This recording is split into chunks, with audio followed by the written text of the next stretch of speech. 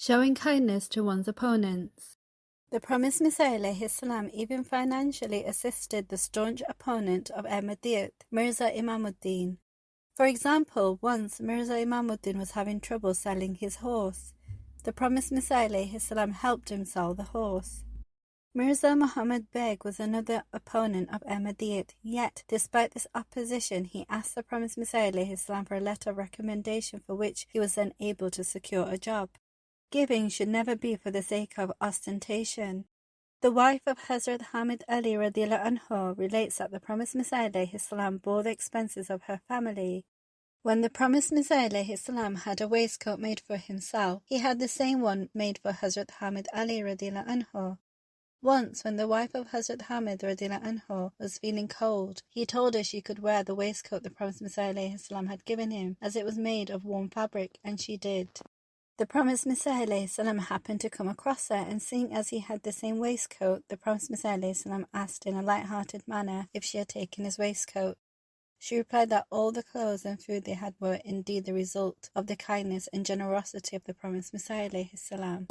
Whenever the promised Messiah ﷺ gave things to others, it was never for show, rather it was to please God and out of his compassion for humanity.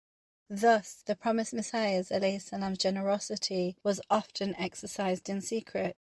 There was an orphan in Qadian whose expenses and education were all funded by the promised Messiah ﷺ.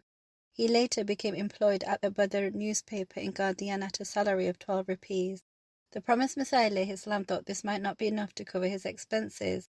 Hence, the promised Messiah ﷺ quietly walked past the man's room and placed a packet of money inside it. The man had no idea where this packet had come from, and it was only much later that he would learn it had come from the promised Messiah ﷺ, who had quietly helped him cover all his expenses, helping those in need even before they ask. The promised Messiah ﷺ would also preemptively discern a need that may arise and fulfill it. Mir Nizamuddin, who was a poor man, walked from Kapurthala to Qadian to visit the promised Messiah ﷺ. Upon arriving in Qadian, he presented 2 rupees as a gift to the promised Messiah ﷺ. A few days later, when Mir Nizamuddin was about to depart, the promised Messiah ﷺ gave him 7 or 8 rupees as a gift upon his departure. Looking after those who help you. Munshi Zafar radiallahu anhu says that once on Eid, the cloth for his turban was unclean. As he was walking to the market, the promised Messiah ﷺ saw him and asked where he was going. Munshi Zafar explained that he was going to buy a piece of cloth to tie as a turban. Right there and then, the promised Messiah ﷺ took off his turban and handed it to Munshi Zafar radiallahu anhu, saying he would go and tie himself a different turban. This kindness and generosity left a profound impact on Munshi Zafar radiallahu anhu. Applying wisdom when giving. The promised Messiah ﷺ followed the perfect example of the Holy Prophet ﷺ, and in doing so, according to the dictates of wisdom, there were times when the promised Messiah ﷺ would decide not to give someone what they were seeking. For example, once someone went to the promised Messiah ﷺ and said that his relative had passed away, but he did not have enough money to make his funeral arrangements. Instead of giving the man what he had asked for right away, the promised Messiah ﷺ sent one of his companions to accompany the man and see to the funeral arrangements. A little while later, the companion returned smiling, saying the man was a deceiver. Along the way, the man tried to convince the companion not to go any further and just to give him some money. When the companion insisted that he would go along, the man admitted that he had lied and that he in fact did not have a family member who died. Rather, this was his ploy to get some money. Thus, the promised Messiah ﷺ very wisely had refrained from giving money right away. Generosity to children.